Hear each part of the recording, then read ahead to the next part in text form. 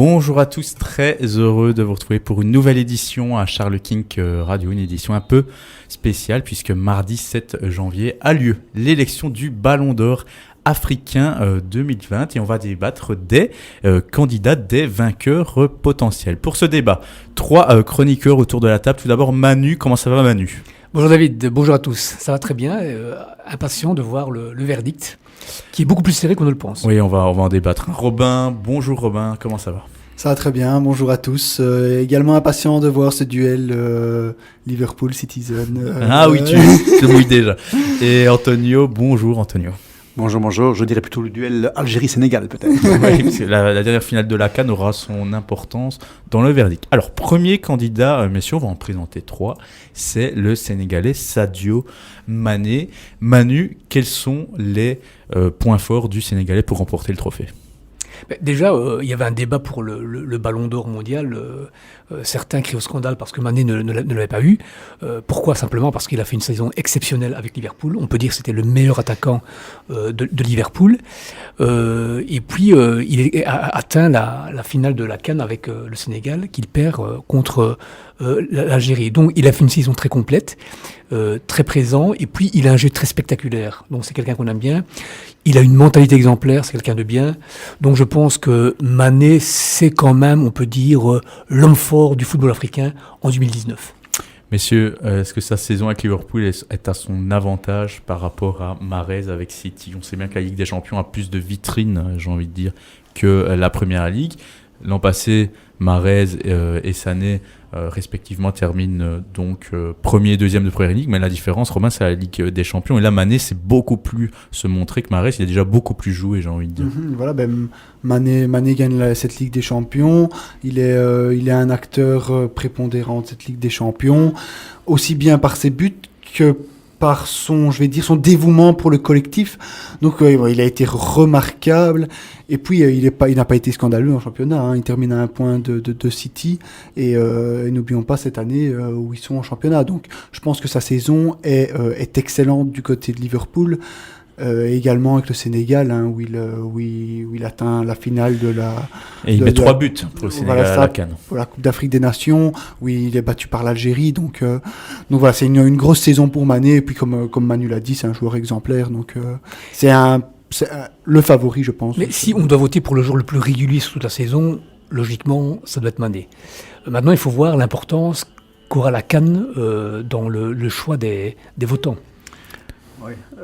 N'oublions pas qu'effectivement, Mahrez a gagné cette CAN et surtout que, même si la finale était décevante, hein, rappelons-nous donc ce 1-0 un peu soporifique entre l'Algérie et le Sénégal, mais l'Algérie a quand même marqué cette CAN et surtout en demi-finale où Mahrez à la 89e, je pense, marque ce coup franc décisif. Et là, on est donc dans le débat sur Mahrez, que j'affiche à l'écran. Oui. C'est le grand argument de l'Algérien, c'est cette victoire à la CAN et ce fameux but décisif. J'ai envie de dire qu'en Ligue des Champions, on a eu le penchant avec le coup franc de Messi.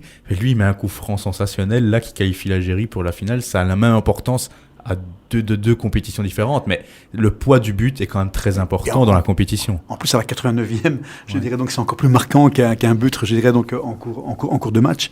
Non seulement, en plus, il a quand même mis 3 buts donc durant cette CAN, donc c'est pas qu'il n'a été présent que durant ce match-là. Maintenant, peut-être que à la décharge de Mahrez, même s'il a été champion d'Angleterre, ne l'oublions pas, c'est qu'avec City, ce n'était pas un titulaire indiscutable. Je dirais quand même que Guardiola fait beaucoup tourner avec Bernardo Silva. Évidemment. Hein, et je crois que maintenant, sur les derniers matchs, il redevient titulaire parce que, en plus, il est en bonne forme. Donc je pense qu'il marque également les esprits grâce à une très bonne fin de saison. Ils ont déjà été, Mané et Mahrez ont déjà été au coude à coude dans un concours au Ballon d'Or mondial où Mané termine 4e, Mahrez termine 10e, Salah, dont on parlera plus tard, 5e, juste derrière Mané. Et puis, comme pour rebondir sur ce que vient de dire Manu, à City, il y a il y a cette concurrence avec Bernardo Silva, où ils ont 2 styles très différents. Donc, je pense que Guardiola les utilise selon les besoins. Il n'y en a pas forcément un qui est devant dans la hiérarchie. Et c'est la même chose dans le classement du Ballon d'Or. On a eu Bernardo Silva 9e au Ballon d'Or, Mahrez 10e. Donc vraiment, ça se tient à pas grand-chose. Tandis que Mané, lui, est indiscutable du côté de Liverpool. Mais c'est bien la preuve que je pense que cette CAN est très, très importante, surtout même pour la 10e place de Mahrez. Ouais. Maintenant, cela dit, effectivement, même sans être un titulaire indiscutable, ça reste un joueur très important pour Guardiola. Et ici, il s'est encore illustré d'ailleurs contre Leicester durant ce Boxing Day. Son ancien club. En faisant un match exceptionnel.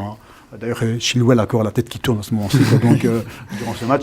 Et voilà, donc ça reste aussi un joueur exceptionnel, déroutant, unique, je dirais, parce que forcément, donc, et qui, en termes de technique, il est très fort. Mais clairement, il a une très bonne frappe également, et qui donc dans le jeu, je dirais donc prôné par Guardiola, a sa grande importance évidemment, quoi.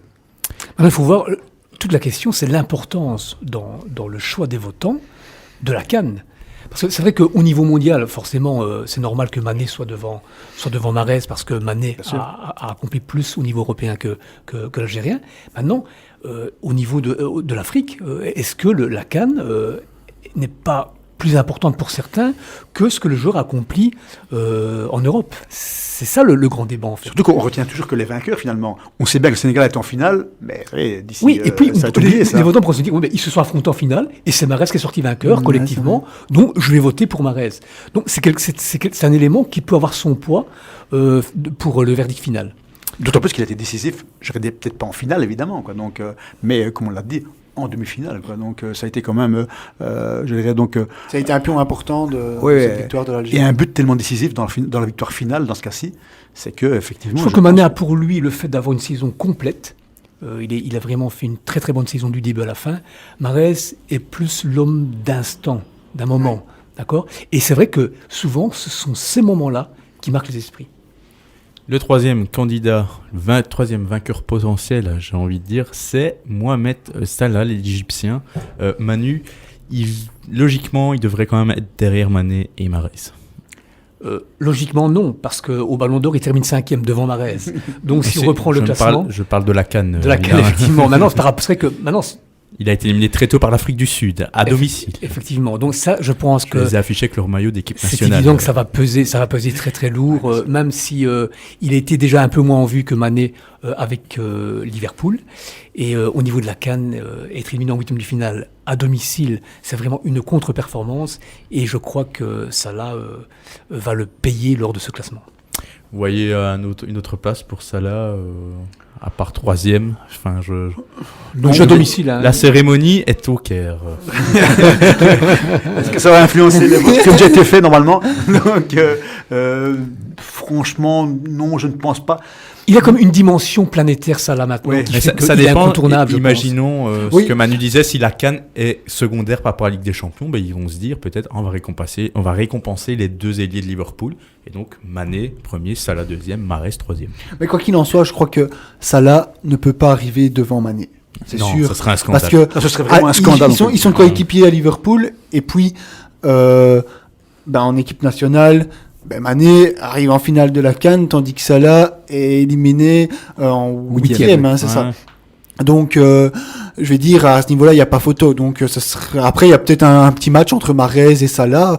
Bon, mais après, je ne pense pas. Je crois que le poids de la Coupe d'Afrique des Nations va quand même être On devrait avoir donc ce top 3, je ne sais pas dans quel ordre, mais ça devrait être ça, les 3 joueurs.